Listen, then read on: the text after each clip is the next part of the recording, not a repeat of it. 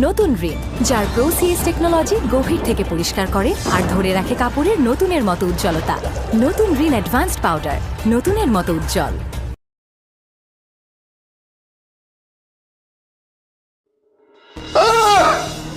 নবাব sir Salimullah যৌতুক নেবে না। 2 টাকা কামাই করার মুরুদ নাই, যৌতুক নেবে না। ব্যাগেমন্ড হয়ে ঘুরে বেড়াবে, বেয়াদব একটা। দেখো না, তা তুমি আর এটা আমি একসাথে হাত ধরে হাঁটছি।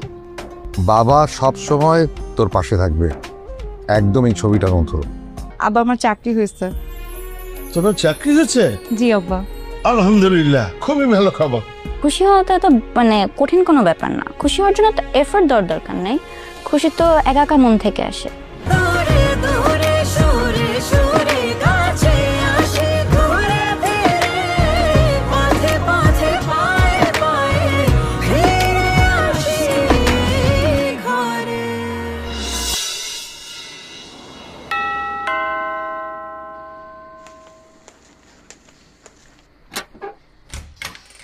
ভাই আসসালামু আলাইকুম। ওয়ালাইকুম আসসালাম। কি এই দরজা খুললি যে? কেন, তুমি কাকে এক্সপেক্ট করতেছিল? না মানে ওই তোর ভাবি কই? তোমার হয়েছেটা কি বলো তো? তো এরকম বদলে গেছো কেন? হ্যাঁ, বিয়ের আগে সবসময় বাসায় আসার আগে আমাকে ফোন করতা যে বাসার সব রাস্তা ক্লিয়ার আছে কিনা, তারপর তোমাকে চাকে বানাই দিত সকালবেলা আমি। আর এখন তোমার মনে হয় কোনো হুঁশ জ্ঞানই নাই যে ফারানাই বাসা থাকে কি থাকে না। আমার হুশ জ্ঞান নাই না? ভালোই পাকছিস তুই। ও, এখন তোমার কাছে আমার উচিত কথা পাকনামি লাগা শুরু করছে। বাহ ভাইয়া বাহ, কিছু বলার নাই আসলে। মানে চিল্লা পাল্লা শুরু করছে, দেখো কি হয়েছে? ভাই বোনের কি হলো? ভাবি ভাবি, তুমি তোমার জামাইকে প্লিজ একটু জিজ্ঞেস করো যে ওর বিয়ের আগে ওর সব সময় সব সমস্যা ওর পাশে কে দাঁড়াইছিল। কে দাঁড়াইছিল? ও ছিল।